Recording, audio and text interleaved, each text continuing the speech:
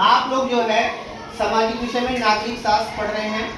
आपको पार्ट 1 हमारा संविधान सबसे पहले पढ़ाया गया, फिर पार्ट 2 व्यवस्थापिका, पार्ट 3 जो है हमारा वो चल रहा है आपका पार्ट 3 क्या है आपकी कार्यपालिका, पार्ट 3 क्या है आपकी कार्यपालिका। लेकिन पहले आप शुरू से इसको जानिए।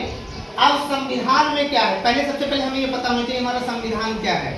संविधान एक लिखित रूप में दस्तावेज है जो जिससे हमारे देश का कानून चलता है, अनुशासन और प्रशासन पूरा चलता है। समझ में आ गया? संविधान क्या है? एक लिखित दस्तावेज है जिससे पूरे देश का प्रशासन चलता है। ठीक। अब संविधान में और क्या लिखा गया है? संविधान में मौलिक अधिकार लिखे गए हैं, मौलिक अधिकार। अब हमारे संविधान में कुल कितने मौलिक अधिकार हैं? कितने मौलिक अधिकार हैं? कौन कौन? समानता का अधिकार,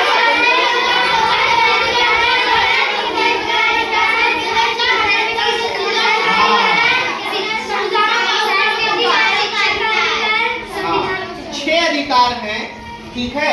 और 6 अधिकारों के बाद फिर हमारे मौलिक कर्तव्य कितने हैं संविधान में? 11। ठीक है, 11 मौलिक कर्तव्य दिए गए हैं, 6 मौलिक अधिकार दिए गए हैं। इसके बाद फिर जब हम आगे बढ़ते हैं संविधान में, तो हमारे संविधान में ही लिखा गया है कि भारत जो है वो क्या है? राज्यों का संघ है, यूनियन ऑफ स्टेट्स, है ना। और जिसमें संघ एवं राज्यों की विधायी शक्तियां जो हैं, यानी संघ और राज्यों की विधायी शक्तियां जो हैं वो 3 भागों में बांट दी गई। कितने भागों में बेटा? 3 भागों में बांट दी गई हैं। कौन कौन जानते हो?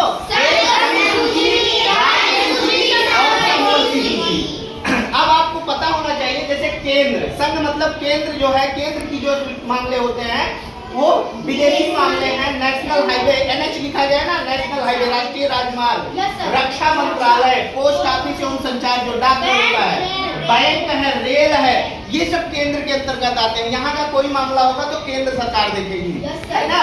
इसी प्रकार से राज्य सूची, फिर राज्य की अलग अलग सूची बनाई गई, मतलब राज्य सूची में कुछ चीजें रखी गई हैं। जैसे पुलिस जो है हर राज्य की अपनी अलग अलग होती है, उनकी नियुक्ति राज्य करता है, ठीक है।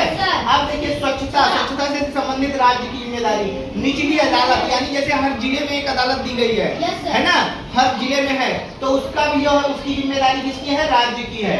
अब सड़क, तो स्टेट हाईवे, जैसे ये नेशनल हाईवे होता है वैसे स्टेट हाईवे भी होता है ना। अब फिर इसके बाद आता है कृषि से संबंधित भी समस्याओं का निराकरण जो है राज्य के द्वारा किया जाता है। फिर उसके बाद है समवर्ती सूची। समवर्ती सूची में होते हैं जो दोनों में होते हैं, दोनों में कॉमन होते हैं। जैसे शिक्षा, आपको शिक्षा मंत्री जो है वो केंद्र में भी मिलेंगे और शिक्षा मंत्री राज्य में भी मिलेंगे, ठीक है। शिक्षा मंत्री, स्वास्थ्य इसी प्रकार से स्वास्थ्य मंत्री वहां भी है, स्वास्थ्य मंत्री यहाँ भी है ना।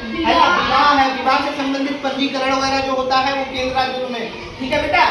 अब इतना होने के बाद फिर हम आते हैं सरकार के अंग। अब हमारा एक सरकार बन गया, क्या बन गया? सरकार। अब सरकार के कितने अंग होते हैं बेटा?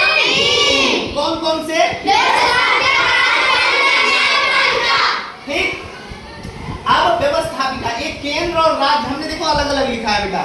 केंद्र क्या है? केंद्र की व्यवस्थापिका संसद है, केंद्र का जो कार्यपालिका वो केंद्रीय मंत्रिपरिषद है, और न्यायपालिका जो है वो उच्चतम न्यायालय है। अच्छा, आप लोग अब ये बताइए क्या उच्चतम न्यायालय हमारा कहाँ है? कितने लोग जानते हैं कहाँ है उच्चतम न्यायालय? बताइए।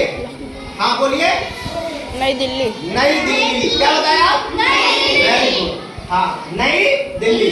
अब इसके बाद आता है, देखिए राज्य का जो होता है व्यवस्थापिका वो विधानमंडल होता है, और विधानमंडल में राज्य मंत्रिपरिषद और उच्च न्यायालय। उच्च न्यायालय कहाँ है हमारा? कहाँ है? Very good. अब इसके बाद देखिए इसका क्या काम है? व्यवस्थापिका का कानून बनाना। कल आपको कानून बना के हम बताए थे कि जैसे बहुमत होता है उसके बाद जो है प्रस्ताव पेश किया जाता है, फिर दोनों सदनों में पेश करने के बाद राष्ट्रपति के पास जाता है। सेम वही विधानमंडल में भी होता है, ठीक है। ऐसे कानून फिर वहां हस्ताक्षर होकर के वो कानून जो है भेज दिया जाता है, हाँ ये कानून बना। अब मंत्रिपरिषद उसका काम है क्या करना है? कानून लागू करना। अब चाहे वो केंद्र का मंत्रिपरिषद हो चाहे राज्य का हो, जो कानून बन गया उसको लागू करने का काम है उनका, ठीक है।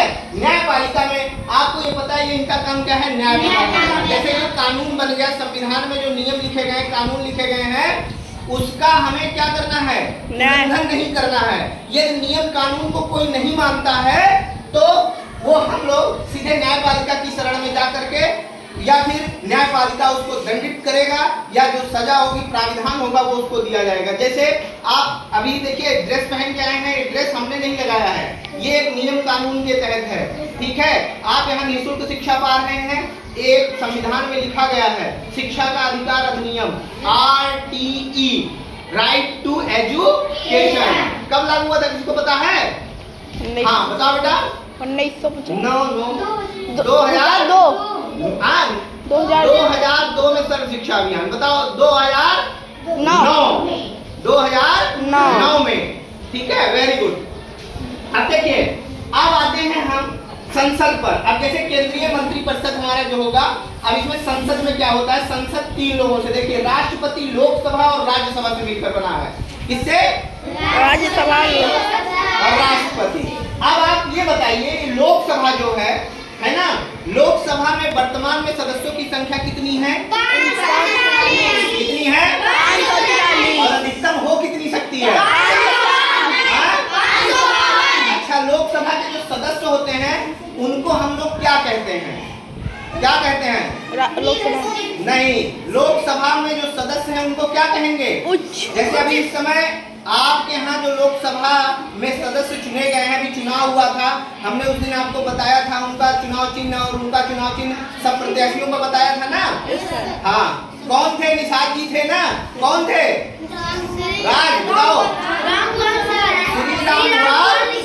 निषाद, वो कौन है इस समय? सांसद है। कौन है? सांसद इस समय वर्तमान में है, और उनको सांसद कहा जाता है। जो संसद के सदस्य होते हैं उनको सांसद, चाहे लोकसभा का कोई हो चाहे राज्यसभा का हो, उनको दोनों को हम क्या कहेंगे? सांसद कहेंगे। क्या कहेंगे? सांसद। समझ में आ गया बेटा? अब ये बताइए, इसमें 2 सदन होते हैं, जैसे एक निम्न सदन और एक उच्च सदन, यानी लोअर हाउस और अपर हाउस। अब लोअर हाउस कौन सा है? सभा। लोअर हाउस कौन सा है? लोकसभा। यानी निम्न सदन जो है वो लोकसभा है, तो अपर हाउस क्या है? राज्यसभा।